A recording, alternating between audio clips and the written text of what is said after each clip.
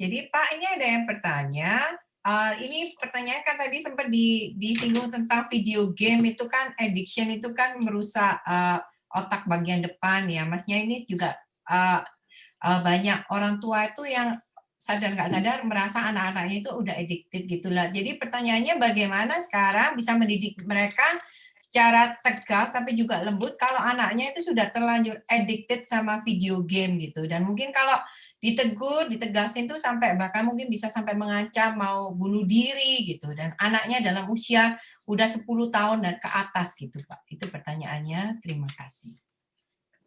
Oke. Apakah Arman pernah dipanggil ke sini ya untuk bicara? Belum ya? Pester Arman, belum ya? Ya, pernah tapi dengan topik yang berbeda Pak Ishak. Nanti dipanggil ya Pak, karena beliau ya, yang bicara. Tapi saya cuma mau kasih gambaran begini ya. Salahnya orang tua sekarang ini begini, bahkan menjadi kebanggaan ketika anaknya masih kecil udah pinter dengan teknologi ini ya, kayaknya gitu, itu salah satu. Dan banyak orang tua yang nggak mau repot begini ya, asal anaknya nangis langsung dikasih HP, anaknya nangis dikasih itu gitu.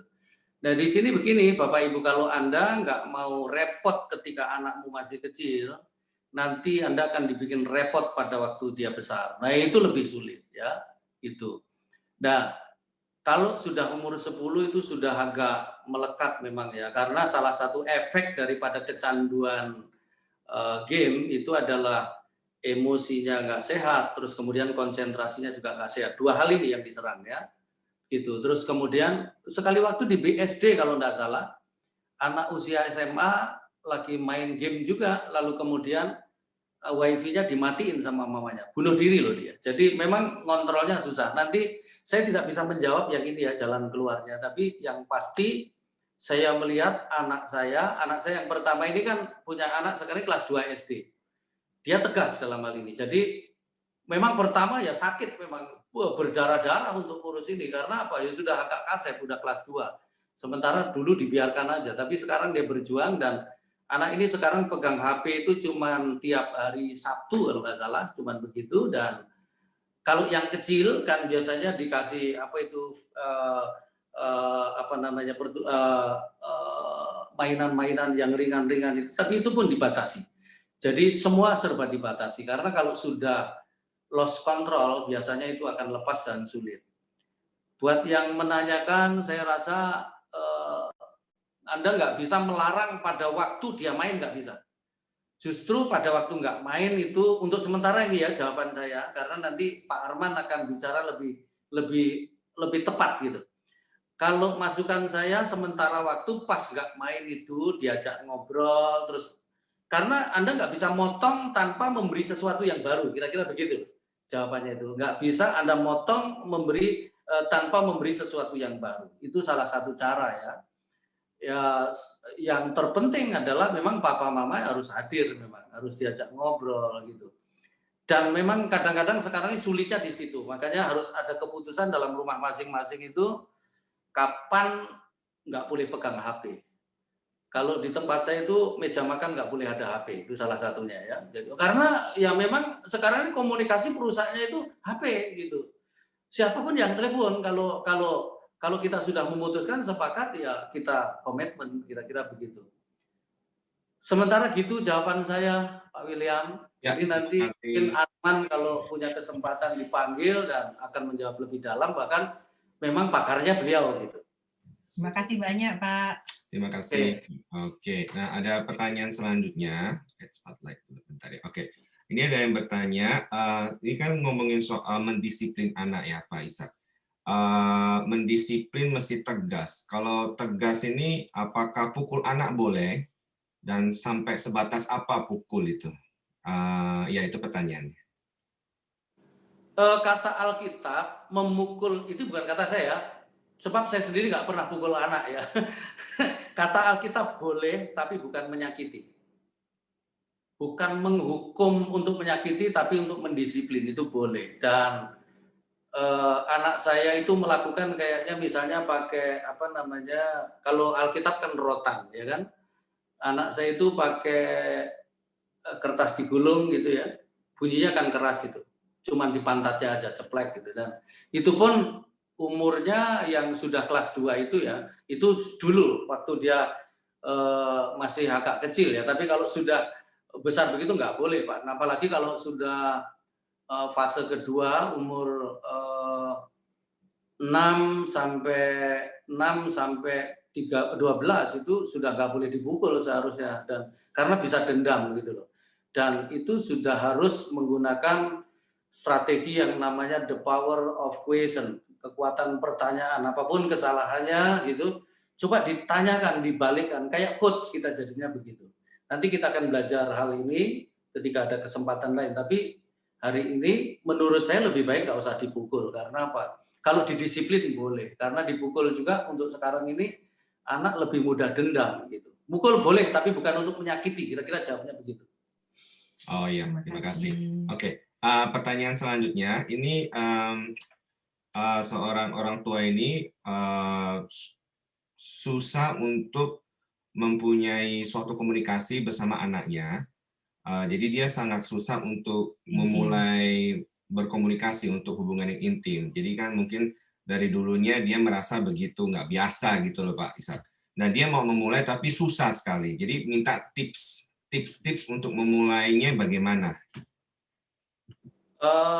Itu kalau ditelusuri ke atas karena pasti dia juga mengalami sebelumnya ya terhadap orang tuanya. Tapi gini aja, tip-tip ringan itu begini loh. Kalau anak misalnya pulang sekolah, ditanya aja. Atau sekarang kan sekolah kayaknya di rumah ya. Hari ini apa kesulitan kamu? Hari ini misalnya sharing firman gitu. Kamu dapat apa gitu. Makanya sharing firman itu penting. Di situ bisa memulai ngobrol gitu. Saya kayak pagi ini saya sharing firman sama anak saya tentang ini apa namanya? Maleakhi 4 itu ayat 6. Hati bapak-bapak harus kembali kepada bangsanya. Jadi saya sharing itu tadi pagi sama anak saya. Mereka sudah berkeluarga. Jadi mulai aja Pak sharing hal-hal ringan, misalnya kesulitan apa ditanya gitu. Atau bapak yang cerita gitu loh. Bapak yang cerita misalnya di pekerjaan, walaupun anak itu belum ngerti ya, ringan-ringan menurut kemampuan dia nangkep aja. Gitu. Saya rasa begitu Pak. Oke, terima kasih. Ada pertanyaan lagi selanjutnya? Yang paling tepat itu pada waktu mau tidur atau mau makan bersama, nah itu boleh cerita dulu sebelum makan gitu. Ngobrol sedikit aja, sedikit-sedikit, lama-lama nanti bisa. Saya rasa begitu ya. Oke, Terima kasih banyak Pak. Sekarang mau nanya, ini ada pertanyaan lagi, untuk mendidik anak itu apakah, maksudnya kan kita tahu fungsi seorang ayah itu kan sebagai imam, nabi, dan raja gitu. Jadi untuk yang mendidik anak itu apakah memang harus lebih otoritas ayah atau ibu juga, maksudnya balance-nya itu bagaimana ya Pak? Kalau misalnya ayahnya kurang berfungsi, apakah terus ibu step up atau bagaimana? Terima kasih. Saya yakin ini pertanyaan seorang ibu ini. Dan banyak yang bertanya begini ya. Karena memang kadang-kadang seorang pria itu, memang pria itu kalau di pria sejati kan ada sesi yang namanya ayahku yang bertindak lamban. Karena memang pria itu lamban. Biasanya sudah kejadian dulu, baru turun tangan gitu. Padahal kemarin yang lalu saya sudah kasih ayat, Amsal 1 ayat 8 itu, seorang ayah itu adalah pendidik, instruction. Dia instruktur, pelatih. Kayak Raja Wali, melatih anak. Harus ada tegasnya, ada teganya gitu ya kan. Karena apa? Supaya menghasilkan value. Jadi sekali lagi, kalau pertanyaannya siapa yang lebih dominan harus mendidik anak, dua-duanya Bapak Ibu. Karena gini, seorang ayah itu kehadirannya akan memberi value ya. Seorang ibu memberi skill. Jadi dua-duanya itu harus bareng gitu. Sepakat, keputusannya juga bareng. Jadi nggak ada prioritas siapa ya, Bapak Ibu harus sepakat aja berdua gitu. Dua-duanya gitu.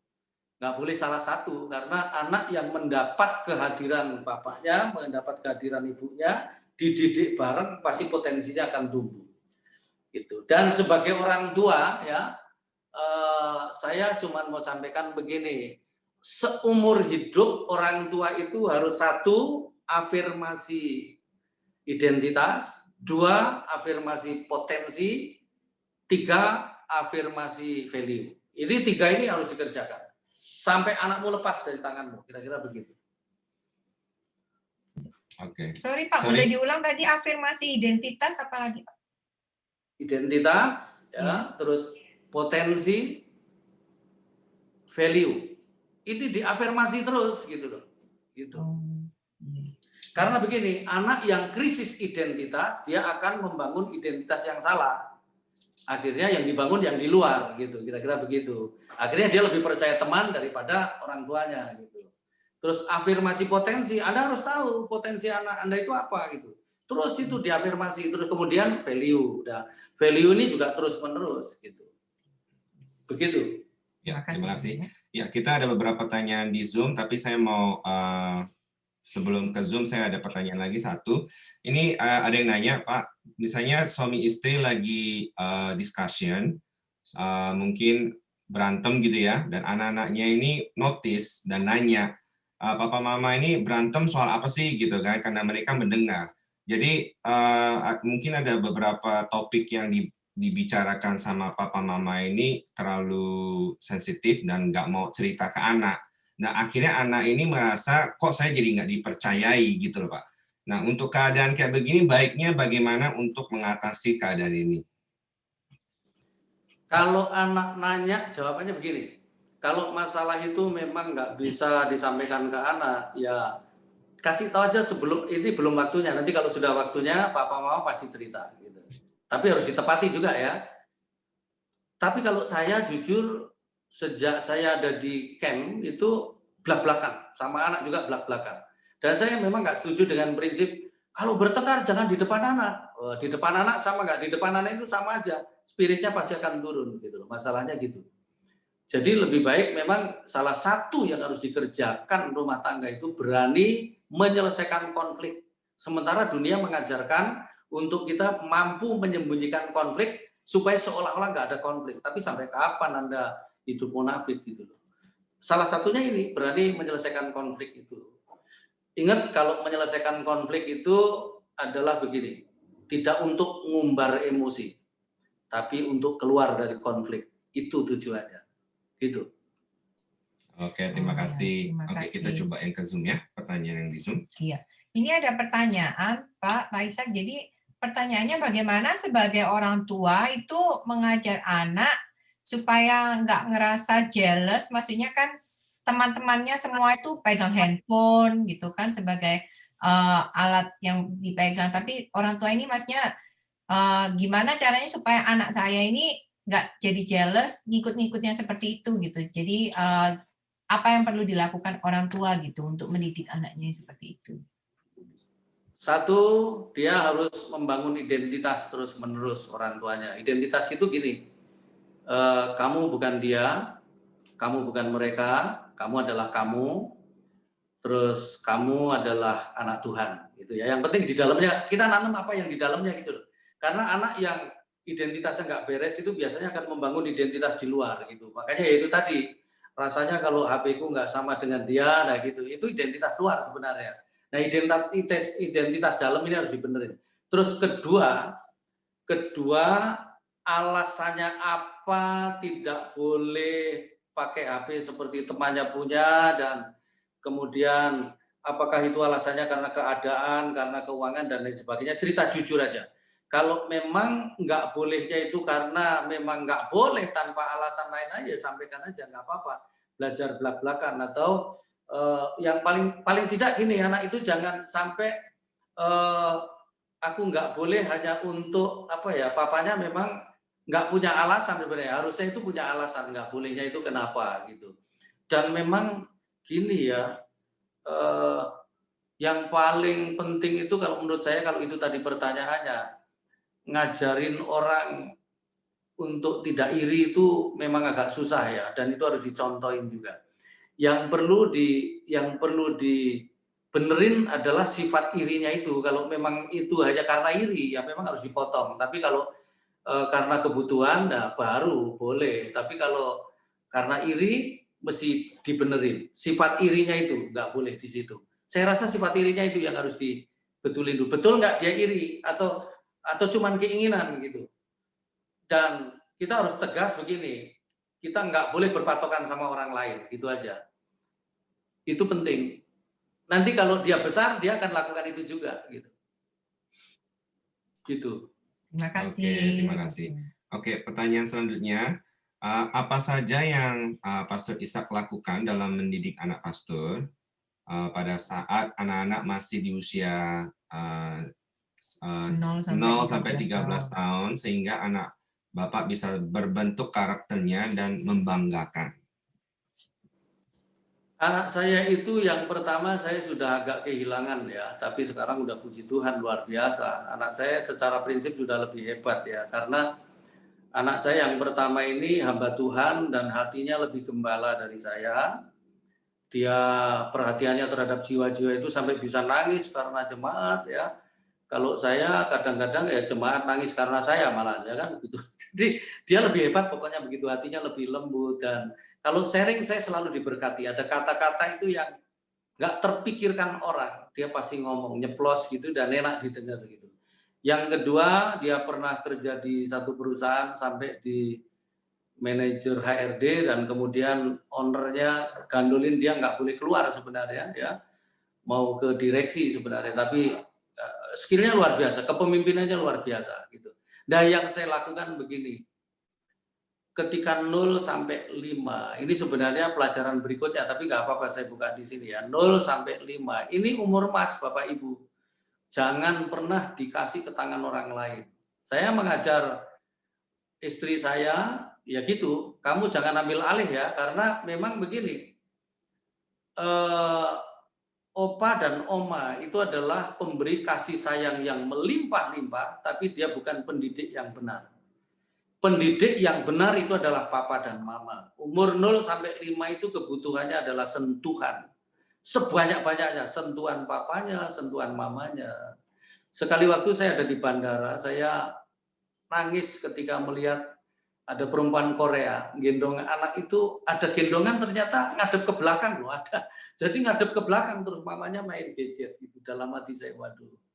Padahal gendong yang bener itu ya di sini kalau baby ya kan. Kenapa? Karena dada seorang ibu itu beda dengan dada seorang papa. So, dada seorang ibu itu bisa menyesuaikan suhu. Kalau panas turun jadi sejuk, kalau dingin dia akan naik jadi hangat. Makanya anak begitu dipeluk mamanya pasti tenang gitu. Nah, umur 1 itu prioritas ada di mamanya. Mamanya harus benar-benar habis-habisan ya. 2 dan 3 itu menentukan anak itu jadi peragu atau jadi mandiri. Makin banyak kata jangan, makin banyak kata tidak boleh, apalagi ditakut-takutin, pasti dia jadi peragu. Biarkan saja dia semau-maunya, yang penting begini, kalau dia pegang hal-hal yang bahaya, nah barangnya itu disingkirin. Jadi kalau punya anak umur 2 dan 3, jangan berharap rumahmu rapi, nggak akan, ya kan? Biarin aja berantakan, gitu. Dan saya melihat anak saya melakukan lebih dari saya sekarang. Anaknya yang umur hampir 2 tahun itu ya, masuk kolong kursi begitu, dia nggak tolongin. Biar dia keluar sendiri dengan caranya. Karena apa? Begitu anakmu ditolong, nanti emosinya pasti nggak bagus. Pasti dia akan punya perkembangan emosionalnya pasti nggak bagus. Ketika anak kesulitan diangkat ditolong. Diajarin, pernah anak saya itu, cucu saya ini yang kecil ini jatuh dari tempat tidur, terus dikasih tahu sama mamanya, tempat tidurnya nggak tinggi, pendek ya kan. Nah, kamu tadi salah, walaupun masih belum bisa bicara lancar. Caranya turun begini, yuk mama ajarin. Diajarin turun. Nah, sejak itu walaupun masih kecil sudah bisa turun dari ranjang. Itu. Jadi jangan selalu ditolongin, Pak. Biar dia cari jalan keluar sendiri, tapi didampingi, diarahkan begitu. Ketika masih kecil, termasuk kalau habis main-main, nah itu mainannya berantakan, nah itu suruh benahin, harus diajar tanggung jawab gitu. Suruh masukin lagi di tempatnya. Lah kalau kita seringkali salahnya ada di babysitter, kadang-kadang udah semua ditolongin dia. Hei, saya mau kasih tahu, Anda sedang mengajar anak Anda itu bertumbuh dalam emosional yang nggak bagus ya.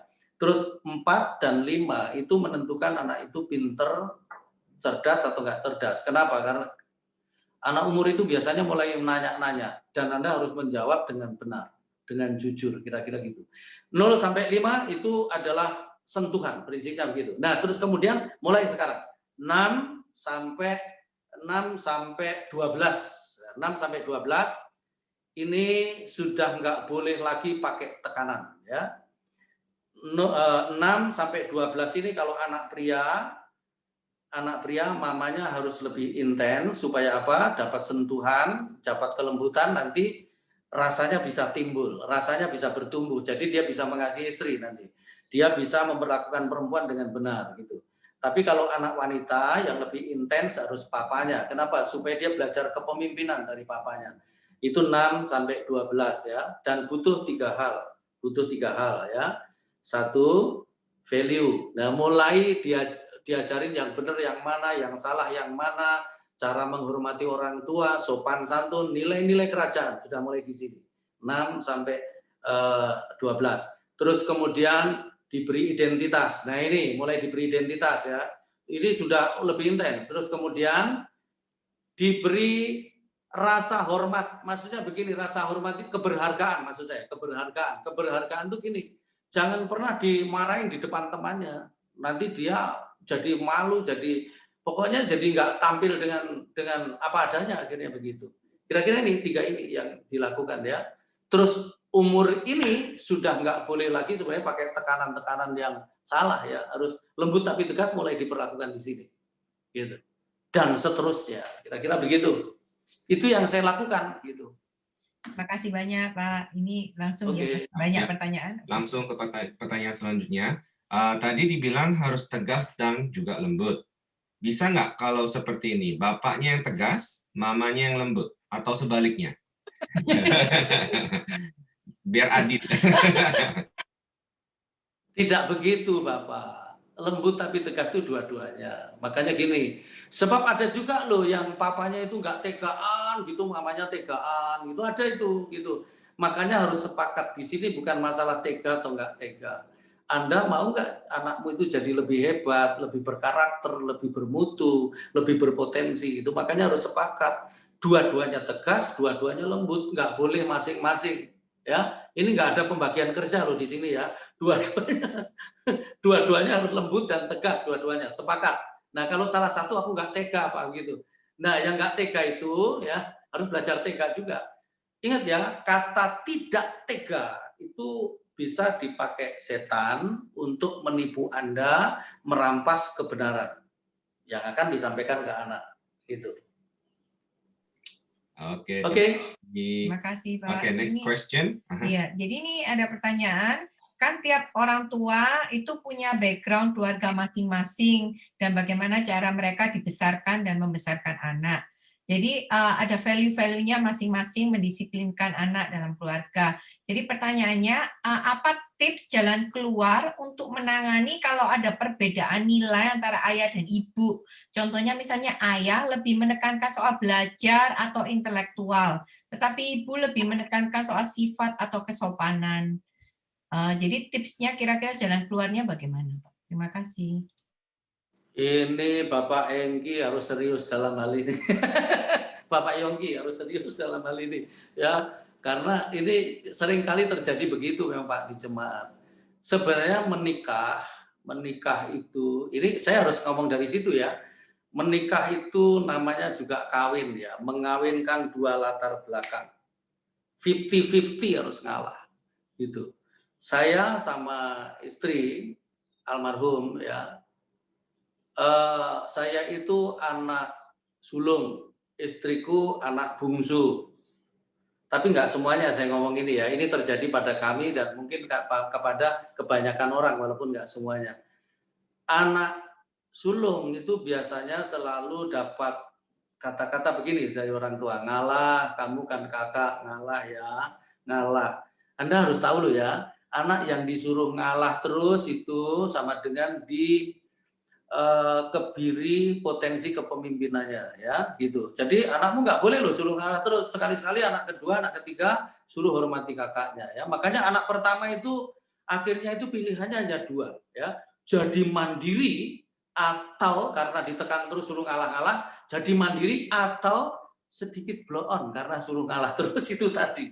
Ya kan gitu. Makanya jangan suruh ngalah terus ya, gitu. Nah, sementara istriku anak bungsu itu lebih banyak dipuji, makan juga di ruang makan aja kalau anak bungsu makan gitu kan pinter, nambah, ayo nambah, pinter. Kalau anak pertama kan, ngalah ya, adikmu belum makan. Gitu. Itu di ruang makan aja begitu loh, bisa begitu. Belanja, misalnya belanja ya.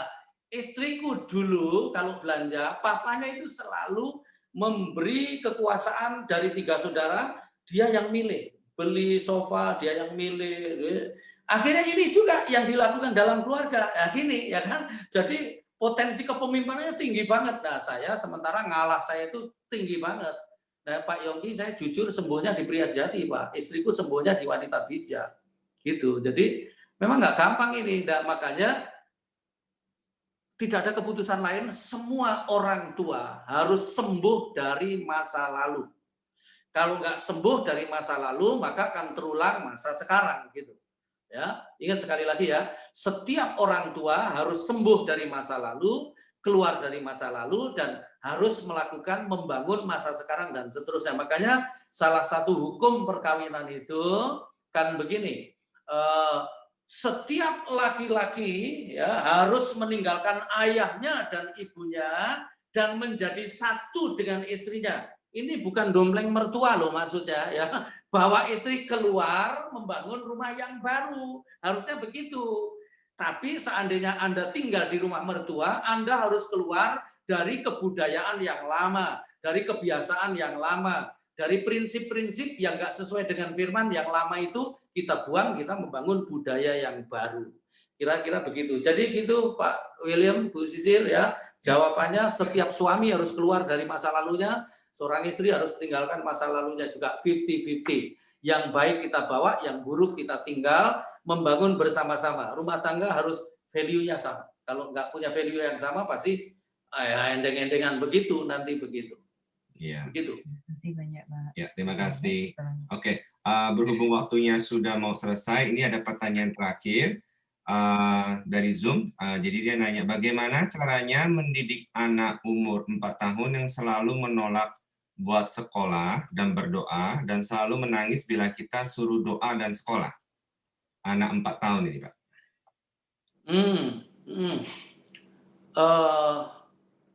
Semua harus diawali dengan memberi rasa aman ya. Kalau sudah rasa amannya terbangun pasti mau.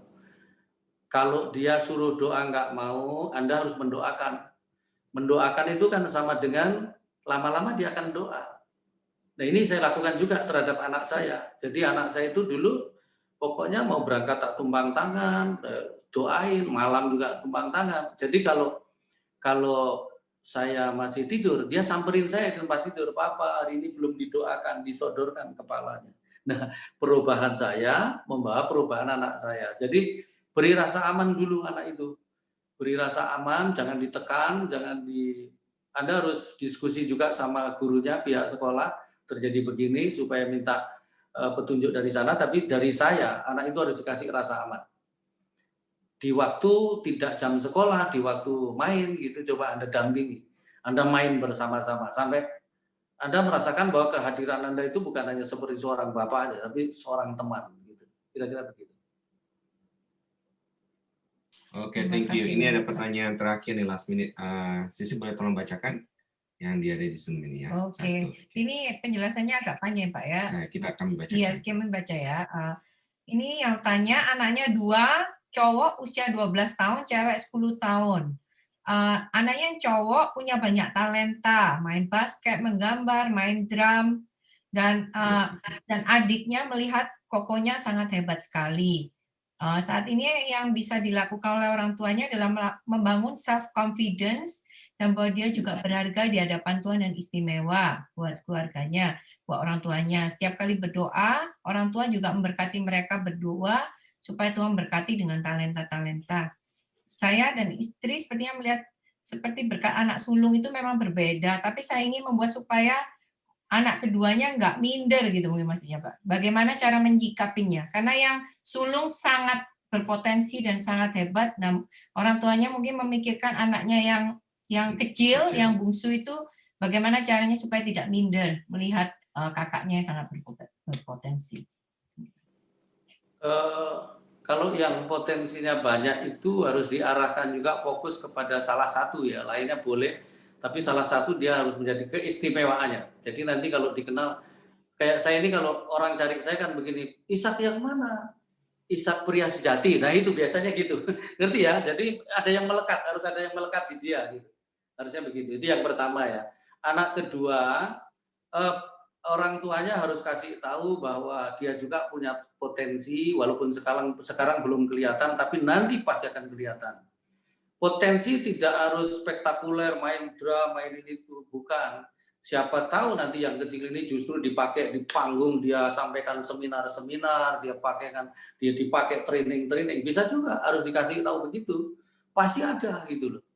Ya, sudah benar sih, sikapnya sudah benar, tapi tinggal satu, gali potensinya, beritahu bahwa kamu juga punya potensi, dan coba diteliti lagi, kira-kira anak ini pinter ngitung atau pinter bicara. Nah itu juga potensi loh. Kalau dia pinter bicara kan dia bisa dipersiapkan jadi pembicara, jadi trainer, jadi bukan konselor ya, jadi orang yang memberi jadi konsultan, bisa juga di situ gitu. Tapi kalau dia pinter ngitung, bisa juga dia nanti jadi apa namanya, misalnya jadi auditor dan lain sebagainya, bisa juga. Jadi jangan kehabisan hikmat ya, terus minta hikmat, cari tahu sampai dapat potensi anak yang kedua itu. Saya yakin gini, kalau kakaknya bisa begitu, masa sih benih yang sama, adiknya nggak bisa yang lain gitu.